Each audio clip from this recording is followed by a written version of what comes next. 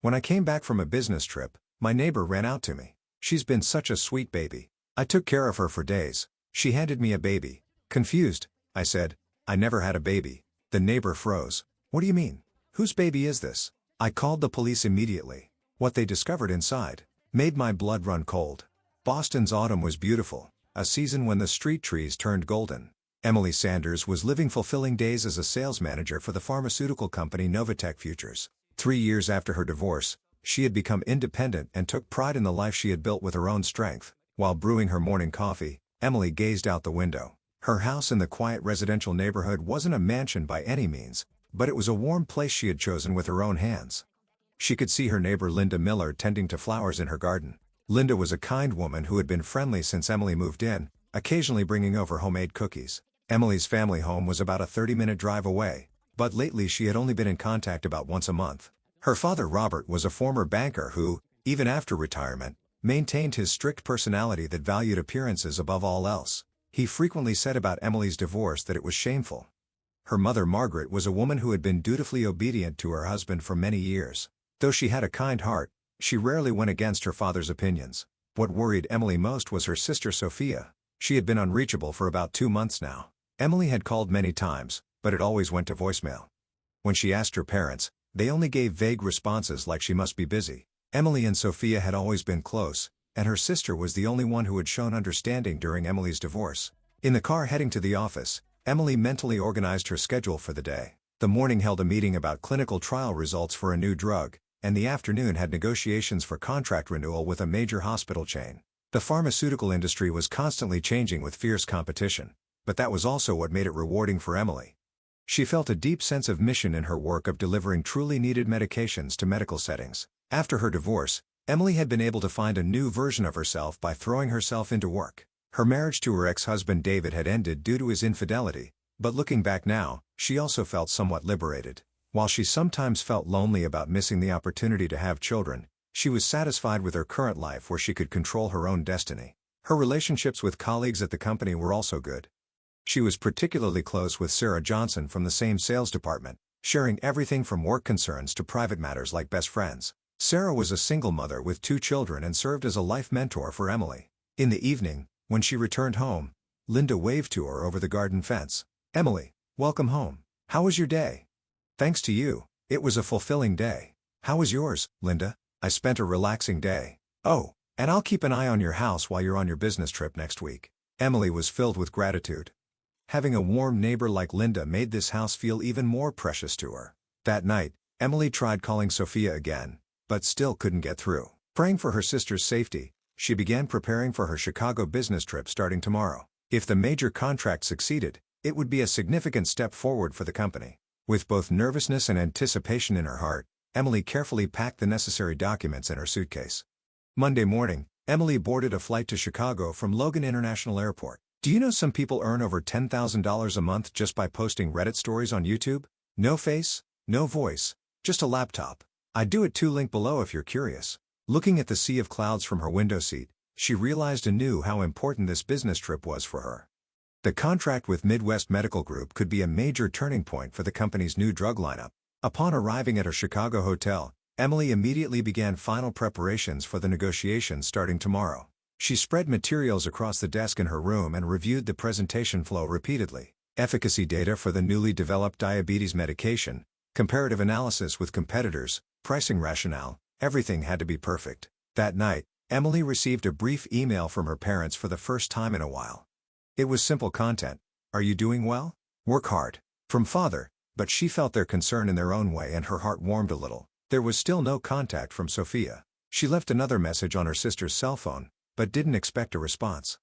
The first day of negotiations proved more challenging than expected. James Harrison, the procurement manager for Midwest Medical Group, was known in the industry as a strict negotiator. He questioned even the smallest details thoroughly and made merciless criticisms of Emily's explanations. "Ms. Sanders, your company's new drug may indeed be excellent.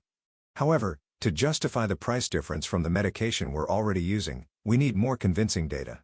Emily took a deep breath and answered, "Mr. Harrison, I'd like you to consider this from a long-term perspective. Improved quality of life for patients, reduced medical costs through shorter hospital stays, and above all, improved treatment success rates.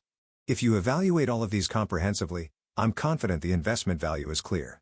On the second day of negotiations, Emily's colleague from marketing, Tom Reynolds, joined them. Tom was an experienced salesman and a reassuring reinforcement for Emily. Emily, your presentation was excellent. The patient data analysis was the highest level I've ever seen. Thank you, Tom, but I can't let my guard down yet. Mr. Harrison still didn't seem completely convinced. That night, the two refined their strategy over a light dinner at the hotel bar. Emily found herself talking about her own life. Actually, this job is everything to me. Since my divorce, I've been desperately working to prove my worth. My family tells me I should seek a more stable married life, but I want to stand on my own feet. Tom nodded understandingly. Women like you are leading the industry. Family understanding may take time, but surely they'll come to understand someday. On the third day, the negotiations reached their climax. Harrison presented his final conditions. He demanded significant price adjustments, but Emily responded calmly. We'll make every effort possible. However, we cannot compromise on quality at all. These are medications that affect patients' lives. Thursday afternoon, they finally reached an agreement. The contract amount was slightly lower than originally planned, but with the long-term contract condition, it became a sufficiently valuable deal for the company. Harrison offered a handshake at the end. Miss Sanders, I admire your persistence and expertise. I'm confident this contract will bring good results for both companies. Emily was filled with a sense of accomplishment. Returning to her hotel room, she immediately called her supervisor Michael Parks to report.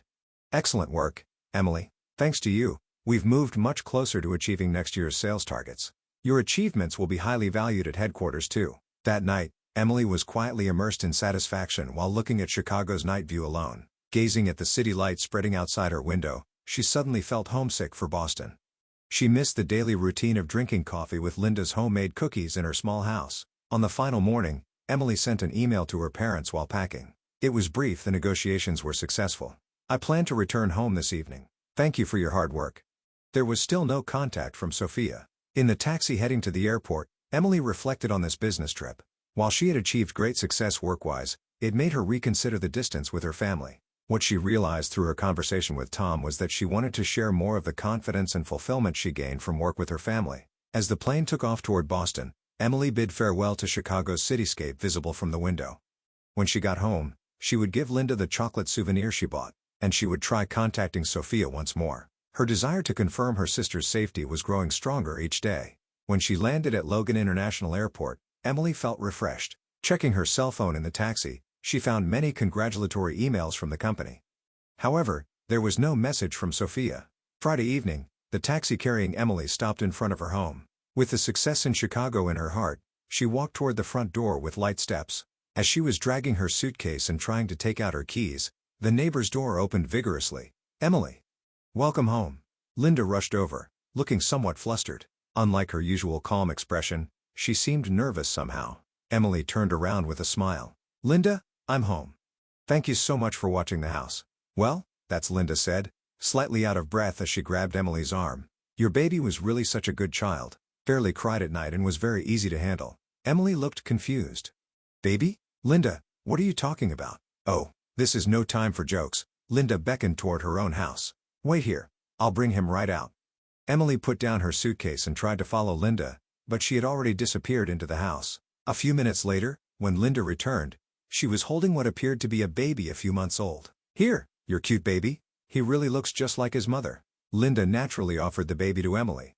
Emily stepped back. Linda, wait a minute. I don't have a baby. Oh, you're tired. But it's okay. This child is very good. He drinks milk from a bottle properly and doesn't fuss during diaper changes. Emily's heart began pounding violently. Linda, please listen. I haven't given birth.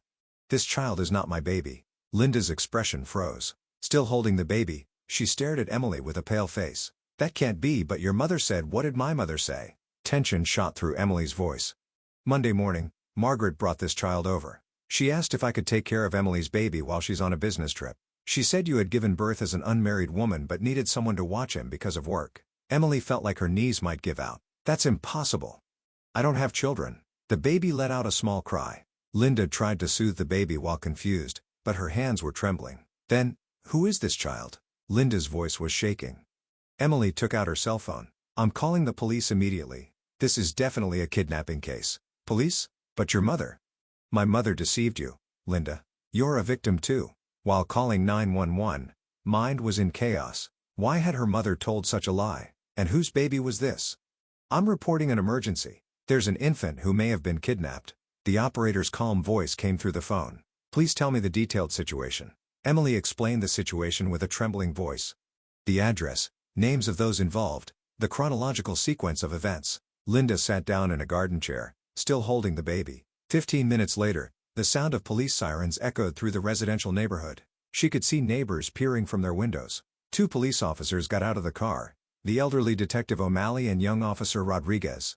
You're Miss Sanders, correct? Please tell us more details about the reported situation.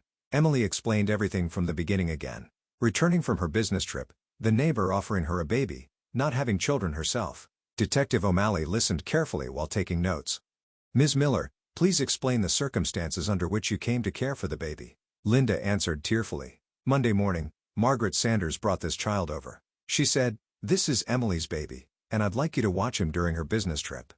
I had no suspicions whatsoever. Officer Rodriguez took the baby. The small body wrapped in a blanket looked around with big eyes. We'll temporarily place this baby with Child Protective Services. Until identity is determined, he'll be protected in an appropriate facility, Detective O'Malley explained.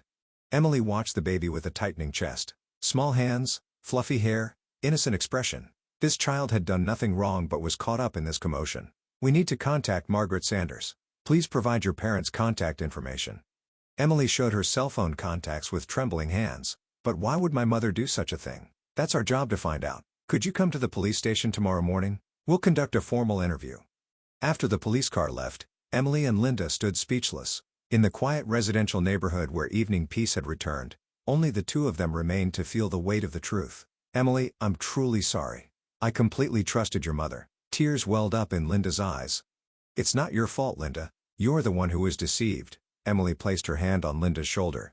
More than that, thank you so much for this past week. I'm glad that baby was cared for by you. Entering her house, Emily called her parents. However, no one answered no matter how many times it rang.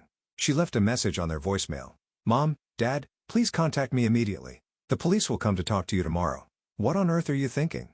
That night, Emily couldn't sleep at all. The timing of losing contact with Sophia, her parents' unnatural behavior, and today's events, everything seemed connected somehow. Saturday morning, Emily went to the police station. Even after a night had passed, there was no contact from her parents, and her anxiety only grew. Detective O'Malley led her to a small interview room. Last night we visited your parents' home, but there was no response. According to neighbors, they haven't been seen for several days. Emily was stunned. Several days? But they sent me an email while I was on my business trip. Please tell us more about that email. Emily took out her cell phone and showed her father's email. It was brief content. Are you doing well? Work hard. From Father. I received it Tuesday night. Detective O'Malley nodded while taking notes. So it was planned. It probably also meant to confirm that you were on your business trip. Just then, there was a knock on the interview room door. Officer Rodriguez peeked in. Detective, there's a woman here named Sophia Sanders. She says she's Emily Sanders' sister. Emily stood up from her chair. Sophia? A few minutes later, Sophia entered the interview room looking haggard. The 28-year-old sister had lost her former bright appearance and showed an exhausted expression. Emily hugged her sister. Sophia. Where have you been? I've been worried about you this whole time. Big sister. I'm sorry. Sophia collapsed crying in her sister's arms. It's all my fault. Detective O'Malley quietly spoke. Sophia, do you know anything about that baby? Sophia nodded while wiping her tears. That child is my son. Emily grabbed her sister's shoulders. Sophia? Yours? When? Why didn't you tell me anything? I gave birth 4 months ago. But Sophia's voice trembled. When the pregnancy was discovered, Dad and Mom were furious. They said, it's a family shame, and get an abortion immediately. Emily felt her chest tighten. And then? I refused the abortion. I decided to have the baby alone, rented an apartment and hid. But life was difficult. The baby's father wouldn't take responsibility. Detective O'Malley intervened. So you asked your parents for help? No, that's not it. Sophia shook her head. I absolutely wasn't going to rely on them. But last week, Mom suddenly appeared at my apartment. So Margaret found you. At first, Mom said she was worried, but her real purpose was different. She said for appearance's sake too, this child should be put up for adoption. Emily trembled with anger. And then? I refused. But Mom proposed, just for a few days, leave him with someone trustworthy and you find work. She said with neighbor Linda it would be safe, just until big sister returned from her business trip. That was a lie, Emily said quietly. Yes, Sophia continued crying. Mom told me I've already told Emily, but she had told Linda a completely different story. Detective O'Malley confirmed. So Margaret lied to separate you from your baby. After I handed over the baby, Mom said she would proceed with adoption procedures. But last night, when I heard from a neighbor that police had come, I rushed here in panic. Emily squeezed her sister's hand tightly. Sophia, why didn't you consult me earlier? I didn't want to bother big sister. Besides, Dad and Mom threatened me. Don't tell Emily either. At that moment, another police officer entered the interview room. It was an elderly female detective. I'm Detective Johnson. I have a report about the whereabouts of Margaret Sanders and Robert Sanders. As everyone paid attention, Detective Johnson continued. The two were apprehended last night near the Canadian border. They're suspected of attempting illegal child transportation. Emily was speechless. Canada? What were they trying to do? According to our investigation, they appear to have been in contact with adoption brokers in Canada. They were attempting to sell the baby to a foreign couple through illegal procedures. Sophia turned pale. They were trying to sell my baby. Unfortunately, that appears to be the case. Financial transactions have also been confirmed. Emily clenched her fists in anger. Unbelievable. To try to sell their own grandchild for money. Detective O'Malley continued the explanation. In Margaret's plan, everything would have been finished by the time you returned from your business trip. Lying to Linda that it was Emily's child was probably to hide it temporarily. But why Linda? Emily voiced her question. Being a neighbor, they probably thought she could naturally hand him over when you came back. At that point, it would have been too late. Sophia asked with a trembling voice. Where's my baby now? He's being safely protected by Child Protective Services. Once it's confirmed that you're the mother, you can get him back through proper procedures. Emily looked at her sister. Sophia, what do you want to do now? I want to get my son back. I'll raise him alone. You're not alone. Emily gripped her sister's hand firmly. I'm here with you. Detective Johnson gave the final explanation. Your parents will be charged with child kidnapping, fraud, and human trafficking. Especially since financial transactions have been confirmed, heavy penalties are expected. When leaving the interview room, Sophia said to Emily, Big sister, I'm truly sorry. I never thought things would turn out like this. You have nothing to apologize for. Dad and Mom are the ones at fault, Emily comforted her sister. What's important is that you and the baby are safe. 3 months later in spring, a new life had begun in Emily's house. A baby crib was placed in one corner of the living room, with toys and bottles naturally fitting in. Sophia and 7-month-old Ethan had come to live with Emily. Big sister, thank you so much. For us to have all this. Sophia expressed her gratitude again while feeding Ethan milk. Emily smiled and answered. We're family, so it's natural. Besides, having this child makes the house brighter. The legal procedures were complicated, but Sophia's rights as a mother were completely restored. Emily hired a lawyer for her sister and also supported negotiations with Child Protective Services. Sophia was currently working at a local daycare while attending business school at night, harboring hope for the future.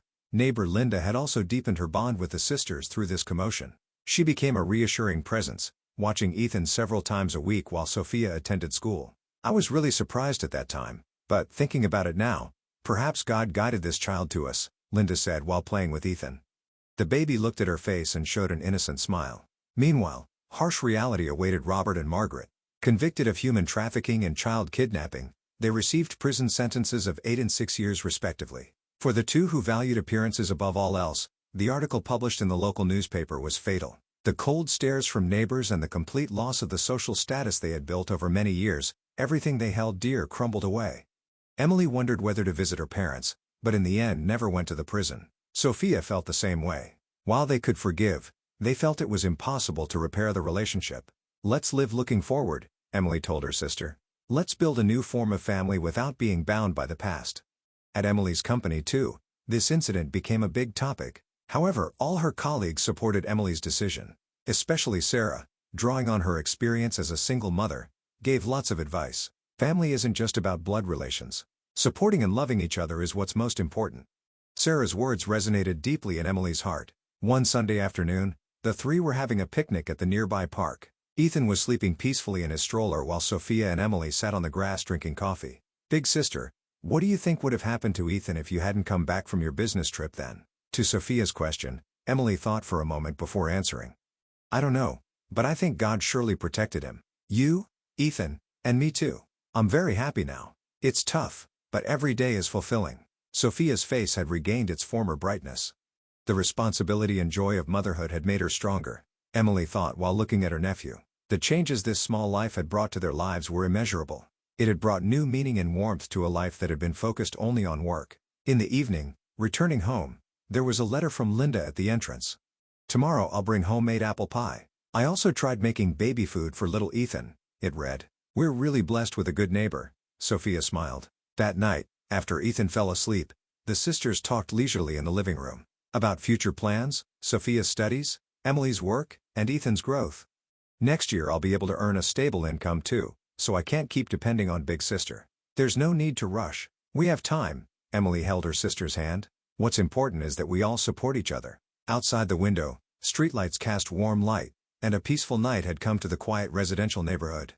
As if the chaos from 3 months ago was a lie, current life was calm and fulfilling.